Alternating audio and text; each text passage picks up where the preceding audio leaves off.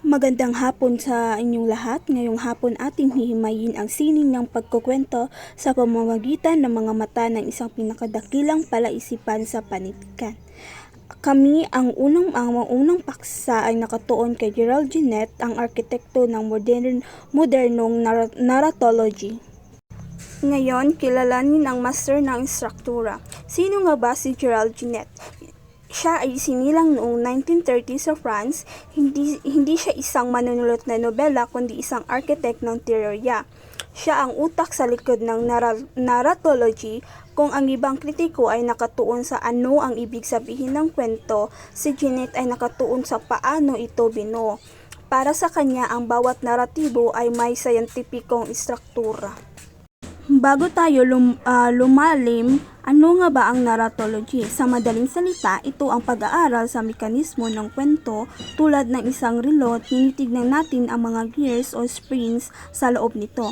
Binigyan tayo ni Ginet ng mga teknikal na salita o vocabulary para maipaliwanag natin kung bakit maganda ang pagkakasulat ng isang libro o pelikula.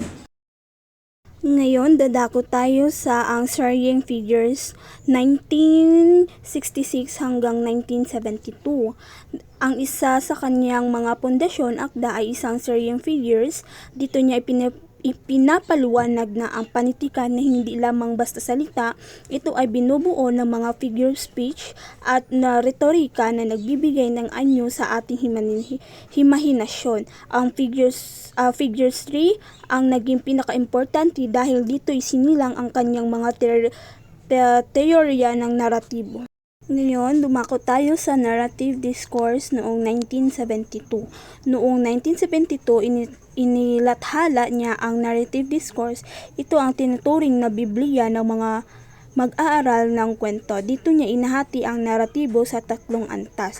Una, history, ang mga aktwal na pangyayari, halimbawa isinilang ang bida. Pangalawa, narrative, ang paraan kung paano natin ito nababasa ang libro. Pangatlo, narration, ang mismong kilos ng pagkukwento. Ito ang naging framework para masuri natin ang logic ng isang kwento. Ngayon, ang teorya ng oras ng anachrony. Ngayon, dako tayo sa pinaka-interesting bahagi ng oras. Tinatawag ni Ginet ang anachrony ang pagbasag sa tuwid ng daloy ng panahon. Alam nyo ba na bihira ang kwentong nagsisimula sa simula hanggang sa wakas? Madalas ay tumatalon ang oras at ito ay nahahati sa dalawa, analepsis at prolepsis. Dalawang mukha ng anachrony. Una, ang analepsis, ang pagbabalik sa nakaraan o flashback. Ginagamit ito para magbibigay ng paliwanag o background sa karakter. Pangalawa, prolepsis, ang pagsilip ng hinaharap o flash forward na lumilikha ito ng suspense at kursyonidad na mambabasa. Ngayon, dadako tayo sa deeper dive analysis. Ang analysis o flashback ay ang pagbabalik ng nakaraan. Bakit ito mahalaga? Ginagamit ito ng manunulat para ipaliwanag ang hugot o motibasyon ng isang tauhan. Halimbawa, bago barilin ng bida ang kontrabida, ipapakita muna ang eksena nung bata pa siya kung saan siya ay inaapi. Iyan ang analysis, pumupuno sa mga kulang ng impormasyon. Ang prolepsis naman ay flash forward ay ang pagsilip ng hinaharap. Ito ang paboritong teknik para sa suspense. Isang halimbawa ay ang linyang. Hindi niya alam na ito ang huling hapon na makikita niya ang kanyang pamilya. Dito, binibigyan tayo ng sulyap na trahedyang darating, kaya mas lalong nagiging tutok sa mambabasa. Mode at voice vocalization. Bukod sa oras, tinalakay din ni Ginet ang vocalization o kung sino ang nakakakita sa kwento. Hindi lahat ng narrator ay alam ang lahat.